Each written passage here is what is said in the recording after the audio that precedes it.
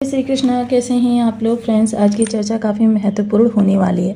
आज हम चर्चा करने जा रहे हैं ऐसे ग्रह की जो हमारे जीवन में फाइनेंस का कारक ग्रह है, क्योंकि पिछले वीडियो में हमने सूर्य और शनि की चर्चा की थी।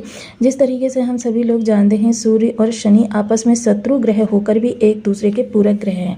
देखिए, जिस तरीके से सूर्य और शनि आप कहेंगे कि शत्रु ग्रह होकर एक दूसरे के पूरक कैसे कोई बन सकता है।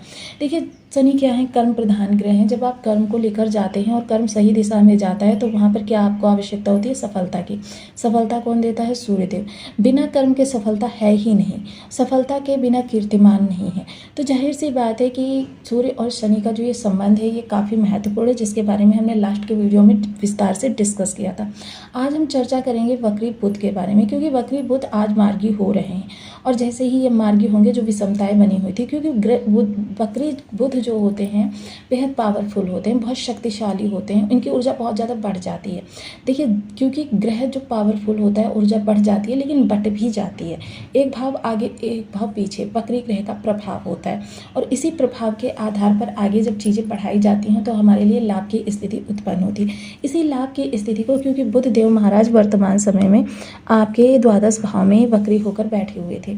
वक्री होकर जिस समय पर ये यहाँ पर बैठे थे, क्योंकि अगर इनकी कारक चीज़ों को देखा जाए तो बुद्धि, वाणी, कम्युनिकेशन, कमोडिटी और साथ ही साथ फाइनेंस डिपार्टमेंट जो होता है, बैंकिंग डिपार्टमेंट होता है, आपकी जेब में लिक्विडिटी कैश जो होता है और साथ ही साथ जो आपकी बैंकिंग सिस्टम होता है, आपका तर्क शक्ति होती है, आपकी मेमोरी होती है, ये सारी चीज़ें बुध को ही रिप्रेजेंट करती हैं। बुध जब यहाँ पर अपना अच्छा प्रभाव देते हैं, अपनी चाल को सही रखते हैं, तो ये आपके लिए काफ़ी फायदेमंद होती हैं, आपके कार्य के स्तर को बढ़ाती हैं, आपको लाभ प्रदान करवाती हैं। लेकिन जब बुध वक्री होते हैं तो वक्री बुध का प्रभाव व्यक्ति के संचार, व्यापार, निर्णय लेने की क्षमता और याददाश्त पर पड़ता है। बातचीत में गलतफहमी उत्पन्न होती है, यात्रा में देरी होती है, तकनीकी समस्याएं आती हैं और बनते कार्यों में रुकावट उत्पन्न होती है।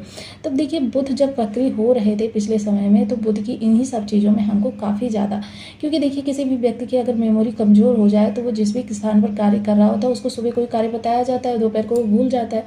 जाहिर सी बात है उसको अपने अधिकारी से या अपने जो भी ऊपर उनके होते हैं उनसे बार बार अब फटकार का शिकार होना पड़ता है, बार बार अपमान को झेलना पड़ता है। घर के अंदर ही अगर आप कहीं पर चीज़ों को रखकर भूल जाते हैं, ये तो कहीं ना कहीं ये खराब बुध का ही प्रभाव होता है।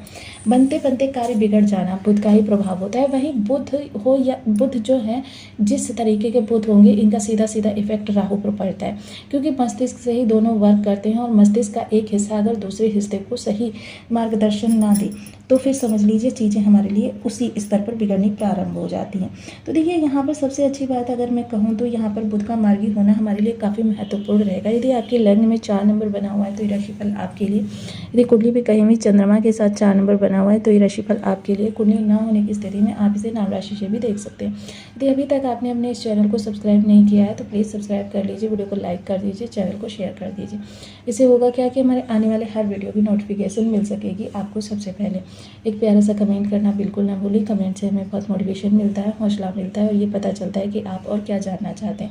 जिस समय पर बुध वक्री हुए थे उस समय ये पुनर्वसु नक्षत्र से गोचर कर रहे थे और पूरा वक्र काल, जो कि पिछले 3 सप्ताह से ही वक्री थे, तो पूरे वक्र काल ये पुनर्वसु नक्षत्र से ही गोचर करते रहे। पुनर्वसु नक्षत्र जो होता है इसका अगर संधि विच्छेद किया जाए तो पुनः वास, यानी कि जो चीज़ें आपकी बिगड़ चुकी हैं उनको फिर से स्थापित करने की प्रक्रिया होती है। तो जाहिर सी बात है जो आपका मान सम्मान या कार्य जो बिगड़े हुए हैं, क्योंकि द्वादश भाव का बुध बहुत अच्छा नहीं माना जाता।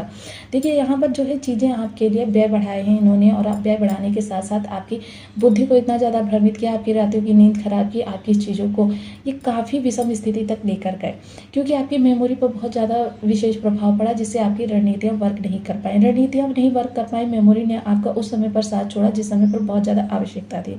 अब ये सारी चीज़ें आपकी सही होंगी, आपका निवेश सही जाएगा और आपकी जो कार्य शैली है वो फिर से अपनी पकड़ को मजबूत करती हुई दिखाई देगी। जो भी चीज़ें आपकी बिगड़ी हुई हैं, जो दक्षता या जो आपके कार्यों की सटीकता है जो अभी तक आपसे खो सी गई थी, आपकी दूर चली गई थी, वो अब आपके लिए फिर से सही वर्क करती हुई दिखाई देगी और आप फिर से अपने कार्यों में अपनी पकड़ बनाते हुए देखे जाएंगे, जिसकी वजह से जो चीज़ें आपकी बिगड़ी हुई हैं उनको पुनः स्थापित करने में आपको ज़्यादा दिक्कत इस समय पर नहीं होने वाली।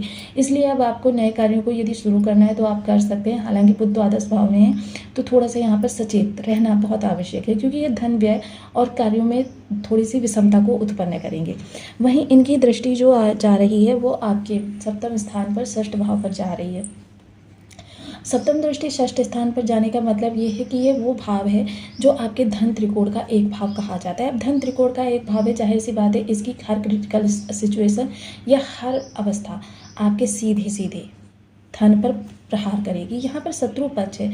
अब देखिए तर्क के द्वारा ये शत्रु पर वार करेंगे, जिसकी वजह से शत्रु चारक खाने चित हो जाएगा। लेकिन मैं यही कहूँगी कि आप शत्रुता में इस समय ना उलझें। सही समय आया है, सही समय का सदुपयोग उठाएं, क्योंकि अभी शीघ्र ही हमारे शनिदेव वक्री होने जा रहे हैं। यदि आप इन चीज़ों में उलझ गए तो फिर आपके लिए चीज़ें जो है सही दिशा में नहीं जाएंगी। फाइनेंशियल किसी भी प्रकार से आपकी स्थिति बिगड़ गई है, उस स्थिति को सही करेंगे। कर्ज या लोन से आपका छुटकारा कराएंगे। हालांकि यहाँ द्वादश भाव में बैठे हुए हैं, व्यय में बैठे हुए हैं, तो इस समय खर्चे जो हैं या आपकी जो इनकम है वो थोड़ी सी इससे प्रभावित होती हुई देखी जाएगी। तो साथ ही साथ यहाँ पर हम चर्चा करेंगे कि देखिए बहुत सारी चीज़ें इस समय पर आपके लिए सही स्थान पर नहीं वर्क कर रही हैं। उनको सही वर्क करने के लिए यहाँ पर बुध का आपके लिए अनुकूल होना अति आवश्यकता जो कि हो चुके हैं। बुध को सही करने के लिए आपको इस दौरान सबसे पहले गणेश जी का पूजन करना चाहिए। 13 वर्ष से कम उम्र की कन्याओं को हरे रंग का उपहार बुधवार के दिन देना चाहिए और ज़्यादा से ज़्यादा हरी चीज़ों का प्रयोग करना चाहिए। हरे कपड़े पहनने चाहिए। गणेश जी को 3 दुर्वा नित्य चढ़ानी चाहिए। गणेश स्तोत्र का पाठ करना चाहिए। लठ जीरे के वृक्ष का पूजन करना चाहिए।